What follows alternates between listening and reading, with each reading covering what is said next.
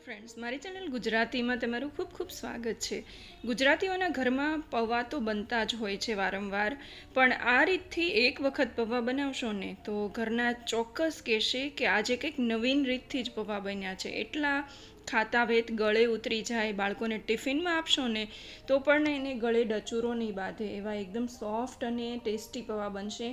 એના માટેની 100% બધી જ ટિપ્સ હું આજે તમને આપવાની છું. એક ટિપ્સ ઉપયોગી છે, તો પૂરો વિડીયો ફ્રેન્ડ્સ ધ્યાનથી જોજો અને ચેનલને સબસ્ક્રાઈબ જરૂરથી કરી લેજો.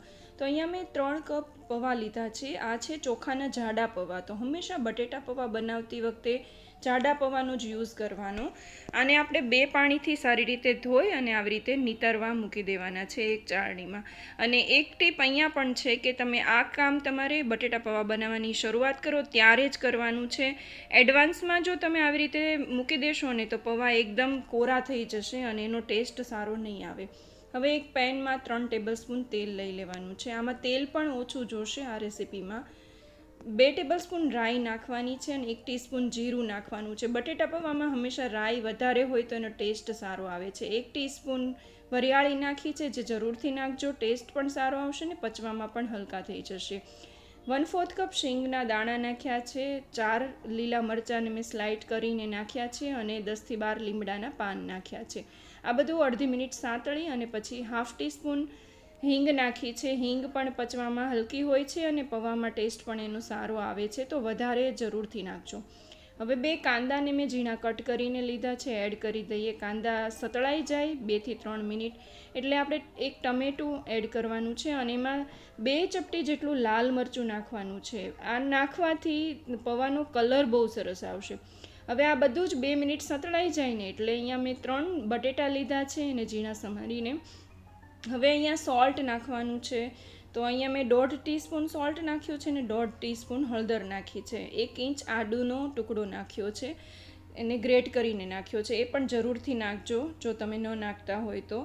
અને સોલ્ટ અત્યારે મેં બટેટાના ભાગનું જ નાખ્યું છે, પૌવાના ભાગનું સોલ્ટ નથી નાખ્યું. એનું પણ એક કારણ છે. જો તમે બધું જ સોલ્ટ મીઠું અત્યારે નાખી દો ને તો બટેટા છે ને મીઠાને એબ્ઝોર્બ કરી લે છે અને એના લીધે બટેટા છે ને જ્યારે તમે ખાશો ને બટેટા પૌવા ત્યારે બટેટા થોડા તમને સોલ્ટી વધારે લાગશે અને પૌવા છે તે ઓછા લાગશે. એટલે આ ટાઈમે બટેટા ભાગનું જ મીઠું નાખવાનું. હવે 4 થી 5 મિનિટ આપણે ઢાંકીને બટેટાને સરસ રીતે ચડવા દેવાના છે. તો બટેટા આપણા ચડીને તૈયાર થઈ ગયા છે. હવે આપણે જે પૌવા ધોઈને રાખ્યા હતા એમાં એડ કરી દેવાના છે. તો પૌવા તમે જોઈ શકો છો એકદમ સોફ્ટ થઈ ગયા છે આ રીતના પ્રોસેસથી. હવે એને હલકા હાથે આપણે બધું મિક્સ કરી દેવાનું. હવે આપણે સોલ્ટ છે પૌવાના ભાગનું નાખવાનું બાકી છે. તો બધું મિક્સ કરી અને આપણે પૌવાના ભાગનું અહીંયા હું 1/4 ટીસ્પૂન જેટલું સોલ્ટ તમને જેટલું ટેસ્ટ અકોર્ડિંગ નાખી શકો છો અને 2 ટેબલસ્પૂન દળેલી ખાંડ લીધી છે. તો આ ટાઈમે આપણે દળેલી ખાંડ નાખીએ ને તો ખાંડ કચકચ ન થાય અને એને એબ્ઝોર્બ થતાં વાર ન લાગે. તો એ ખાસ ધ્યાન રાખવાનું. દળેલી ખાંડ બને ત્યાં સુધી બટેટા પૌવામાં નાખવાની. અડધો લીંબુનો રસ નીચવી દીધો છે. અને લીંબુને લગતી પણ એક ટીપ છે, હું તમને આગળ જણાવીશ. હવે આ એક ટીપ છે ચોક્કસ કરવાની છે.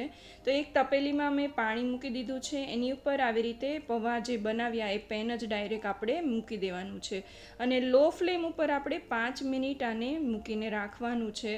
આપ એક પ્રોસેસ કરશો ને એનાથી તમારા પૌવા છે એનું રિઝલ્ટ છે એકદમ નેક્સ્ટ લેવલે આવી જશે. તો મારી આ રેસીપીથી તમે એકવાર બટેટા પૌવા જરૂરથી ટ્રાય કરજો. ઘરના સૌ બહુ એટલે બહુ જ પસંદ કરશે. અને આની ઉપર તમે કાંદા, ટમેટાં, સેવ, દાડમ એમાંથી જે પસંદ હોય એનાથી ગાર્નિશ કરી શકો છો. અને ખાસ કરીને કોથમીર બટેટા પૌવામાં થોડી વધારે નાખવાની, એનાથી ટેસ્ટ ખૂબ જ સરસ આવે છે પૌવાનો. અને લીંબુને લગતી એ ટીપ છે કે હંમેશા બટેટા પૌવા બની જાય ને પછી થોડું લીંબુ ફ્રેશમાં એડ કરો ને તો એનો ટેસ્ટ બહુ જ સરસ આવશે. તો રેસીપી ગમી હોય તો લાઇક કરજો અને ચેનલને સબસ્ક્રાઈબ જરૂરથી કરજો. Thank you for